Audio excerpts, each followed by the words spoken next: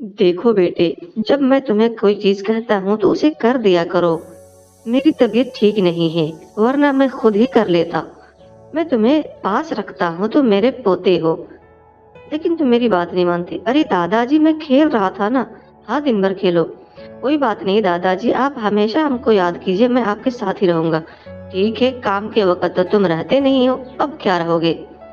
नहीं दादाजी, ऐसी बात नहीं है, आप नाराज़ ना होइए। मैं बस खेल रहा था अपने दोस्तों के साथ। अच्छा जी, कोई बात नहीं। दादाजी, मैं पिताजी माताजी के पास जा रहा हूँ। उनकी तबीयत ठीक नहीं है। मैं उनको हॉस्पिटल से देख के आता हूँ। हाँ, हाँ, जल्दी जाओ। और मेरी तरफ से भी उसे मुबारकबाद देना। वो बहुत जल्द ठीक हो जाएँगी और फिर से वो अपने घर में आ जाएगी। मेरी तबीयत ठीक नहीं। हाँ, हाँ दादाजी, मैं बिल्कुल बोल दूँगा मम्मी को। आप बिल्कुल परेशान मत होइए। मैं उनको मिलते ही आपके बारे बता दूँगा कि आपकी तबीयत ठीक नहीं है, नहीं तो आप भी मिलने आते। जी बिल्कुल, हाँ, बोल देना। और मेरी बुखार जैसे ही कम होती है, मैं ज़रूर बहू से मिलने आऊँगा। और मुझे खेत की तरफ भी थोड़ा देखभाल करना है। हम गरीब आदमी हैं बेटा। हाँ दादाजी, इसलिए हमें देखभाल करना होता है। दादाजी, खेत के लिए तो मैं कल ही सुबह ही गया था। उधर सब ठीक है, अगर हो सके तो आप जा सकते हैं अब हॉस्पिटल की तरफ। अरे बेटे, खेत की तरफ हमेशा देखभाल करना चाहिए। खेत हमारा बहुत चीज़ है। ओह ठीक है दादाजी, अब मैं हॉस्पिटल की तरफ चलता हूँ। तभी हॉस्पिटल से काम वाला आता है। तुम्हें फिक्र करने की कोई ज़रूरत नहीं है। मैं तुम्हारे हॉस्पिटल का सारा बिल भर दिया हूँ। अब तो तुम्हें सिर्फ ठीक करना है मेरी वाइफ को। बस तुम ठीक कर दो। मुझे बड़ी घबराहट होती है डॉक्टर साहब। अब मैं क्या बताऊँ, मेरी घर की सारी परेशानियाँ, सारी मजबूरी बन गई है। बस आप इसे ठीक कर दो किसी तरह। इतने-इतने पैसे डॉक्टर साहब मैंने दिया आपको, आप कुछ कर ही नहीं रहे हो। अब मेरे पास इतने पैसे आते थोड़ी ना है, पेड़ का थोड़ी है पेड़ जो से लाता हूँ। मैं एक गरीब आदमी हूँ। आप बस मेहरबानी करके कर दीजिए किसी तरह। मेरी बेटी अभी उसी के पास रहेगी। मैं घर जा रही हूँ। मुझे ज़रूरी काम है। अरे माँ जी, आप बिल्कुल ठीक हो जाएँगी। बस 2 दिन की तो बात है, फिर आप घर चले जाइएगा। हाँ बेटा, क्या बताऊँ, मुझे तो बिल्कुल रोना जैसे आ रहा है। माताजी, आप बिल्कुल परेशान ना हो। आप बिल्कुल ठीक हो जाएँगे, बस कुछ ही दिनों की तो बात है।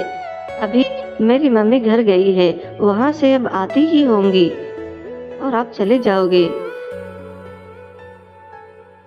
अरे बहू, तुमने गई थी बड़ी मालकिन के पास, वो कैसी है हॉस्पिटल में? तुम कोई खबर लाई हो कि नहीं? मुझे बताओ, मुझे बड़ी चिंता हो रही है बेटा। मैं क्या बताऊँ, अब छोटा वाला लड़का भी अपना खेत में काम करने लगा है। अगर खेत की तरफ ना देखे तो भी ठीक नहीं। हाँ पिताजी, वो बिल्कुल ठीक है, बस आपको याद कर रही थी, बाकी सब तो ठीक है। अब आप ही जाकर उसे मुलाकात कर लीजिए एक मर्तबा। जी बहू, मैं ज़रूर जाऊँगा। मेरी बस बुखार थोड़ी कम हो जाए, फिर मैं चलता हूँ। नाश्ता करके और निकलता हूँ। तुम एक काम करो, नाश्ता बना दो। ठीक है पिताजी, मैं नाश्ता बना देता हूँ और फिर जो काम है आप वो करके चले जाइएगा। ठीक है बहू, तुम जाओ खाना लगाओ। कुछ ही देर में खाना लगा दिया जाता है और फिर किशन, लो जी खाना खा लो, आपको काम पे भी जाना है। हाँ, हाँ। और फिर नाश्ता करके किसान अपने खेत में काम की तरफ चला जाता है और कुछ काम करके वो फल सब्जियां भी बेचता है। जंगल से लकड़ियां भी काट के ले आता है और फिर मजबूर काफी था, इसलिए वो हल भी चलाने चला जाता है। उसके पास उतना पैसा नहीं था कि वो कुछ और काम कर सके। घर में आके वो सारी बातें अपनी माताजी को बताता है कि हम बहुत परेशान हैं माताजी।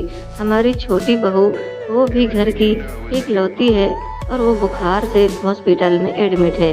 हम क्या करें? हमें कुछ समझ में नहीं आ रहा है। दादाजी की भी तबीयत ठीक नहीं है और डॉक्टर बहुत सारे पैसे मांग रहे हैं। हमारे पास इतने पैसे नहीं है। हम उनकी तबीयत कैसे सुधारेंगे? अरे बुड़बक, तुम्हें बिल्कुल चिंता करने की ज़रूरत नहीं। हाँ माताजी, हम जानते हैं कि हमारे साथ ऊपर वाले हैं, लेकिन नीचे वाले पैसे मांगते हैं कुछ काम करने के लिए। फिर वो कुछ काम करेंगे और हमें दादी को बचाना है।